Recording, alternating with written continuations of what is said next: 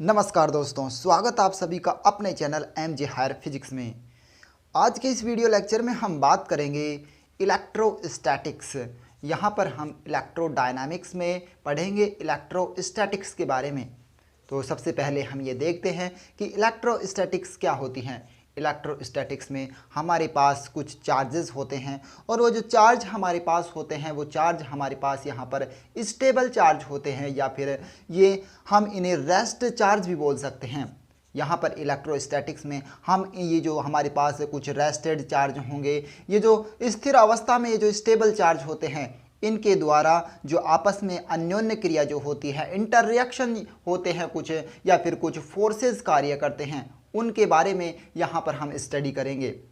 तो इलेक्ट्रोस्टैटिक्स के अंदर हम कह सकते हैं कि हमारे पास हम स्टेबल चार्जों के द्वारा जो इंटररिएक्शन होती है या जो फोर्सेस जो वर्क होते हैं उनके बारे में यहाँ पर हम स्टडी करते हैं। तो चलिए हम सबसे पहले बात करते हैं इलेक्ट्रिक फील्ड के बारे में। तो हमारा जो टॉपिक होगा वो होगा इलेक्ट्रिक फील्ड। तो इलेक्ट्रिक फील्ड क्या होता है हम ये देखते हैं। The electric field can be defined as force per unit charge acting at a given point. It is a vector function of position denoted by E vector E. यहाँ पर जो हमारे पास जो इलेक्ट्रिक फील्ड होगा वो फोर्स पर unit charge होता है, अर्थात हम यूँ कह सकते हैं कि जो यूनिट चार्ज होगा उस पर लगने वाला जो फोर्स होगा वो हमारे पास इलेक्ट्रिक फील्ड को रिप्रेजेंट करता है। जैसे यहाँ पर हमारे पास ये एक यहाँ पर पॉइंट चार्ज है, यहाँ पर कोई पॉइंट P है और इस पॉइंट P पर हमारे पास यहाँ पर कोई यूनिट चार्ज, जैसे हम यहाँ पर यूनिट चार्ज Q0 कंसिडर करें, यहाँ पर यूनिट चार्ज यदि हम Q0 कंसिडर करेंगे और यहाँ पर एक चार्ज हमारे पास Q1 है, तो इस Q1 के कारण इस Q0 पर एक फोर्स एक्टिंग करेगा।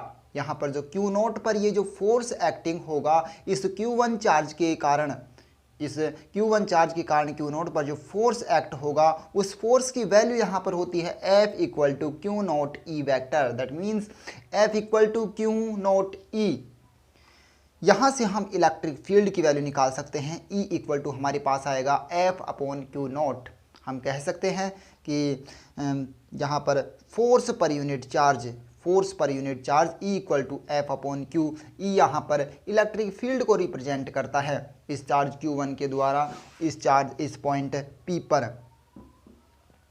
तो हम कह सकते हैं if the electric field E vector at point P by the charge QI which are located at position vector R1 R2 R3 Rn।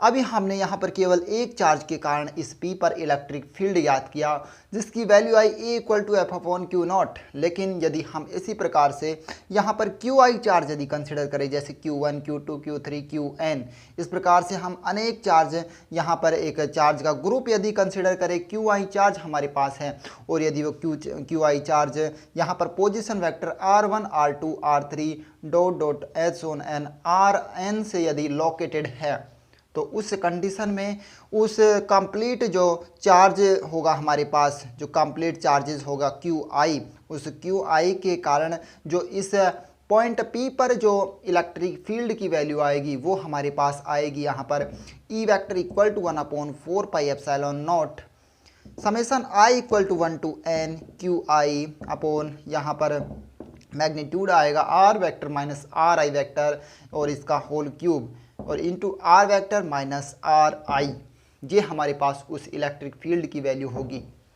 ये वैल्यू हम इस प्रकार से ज्ञात कर सकते हैं, जैसे हम जानते हैं कि E की वैल्यू हमारे पास होती है KQ बाई R। E जो इलेक्ट्रिक फील्ड होता है वो हमारे पास होता है KQ बाई R और K की वैल्यू हमारे पास होगी 1/4 पाई एप्सिलॉन नॉट। यहाँ पर जो Q हमारे पास है, Q की वैल्यू हमारे पास यहाँ पर QI चार्ज होगी, क्योंकि हम QI के कारण इस P पर इलेक्ट्रिक फील्ड ज्ञात कर रहे हैं, इसलिए Q की जगह हम लेंगे QI और अपोन यहाँ पर जो R आएगा, R को हम लिख सकते हैं यहाँ पर R वेक्टर अपोन R का मैग्नीट्यूड और इसका होल क्यूब।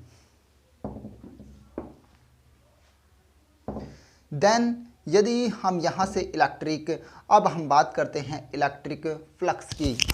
तो इलेक्ट्रिक फ्लक्स हमारे पास क्या होगा। इलेक्ट्रिक फ्लक्स हम देखते हैं कि फॉर द इनक्लोज्ड सरफेस और area in which number of passing electric field line is called electric flux. यदि हमारे पास कोई इनक्लोज्ड सरफेस है या कोई इनक्लोज्ड जो बंद पृष्ठ का कोई एरिया है, उससे गुजरने वाली जो इलेक्ट्रिक फील्ड्स की लाइंस की जो नंबर होती है, जो संख्या होती है, उस संख्या को ही हम इलेक्ट्रिक फ्लक्स के नाम से जानते हैं। इसे हम मैथमेटिकली इस प्रकार से भी लिख सकते हैं, phi equal to surface integral, यहाँ पर जो हमारे पास सरफेस होगी वो एनक्लोज्ड सरफेस होगी, E vector dot D S vector. यदि हम यहाँ से वेक्टर हटाएंगे तो integration surface integration E dot D S cos theta हम इसको लिख सकते हैं। तो जो इलेक्ट्रिक फ्लक्स की जो हमारे पास वैल्यू आती है, ये आती है यहाँ पर, जैसे हमारे पास ये कोई इनक्लोज्ड सरफेस है। अब यदि इसे number of passing electric field line इस प्रकार से गुजर रही है, यहाँ पर ये इलेक्ट्रिक फील्ड लाइन है, और यदि जो इसका एरिया वेक्टर है उसे हम इस प्रकार से रिप्रेजेंट कर देते हैं डी एस वेक्टर से। यदि ई वेक्टर और डी एस वेक्टर के बीच में यदि एंगल यहाँ पर थीटा है, where theta is equal to angle between electric field and vector ds vector, electric flux is a scalar quantity। यहाँ पर जो इलेक्ट्रिक फ्लक्स होती है वो एक स्केलर क्वांटिटी होती है।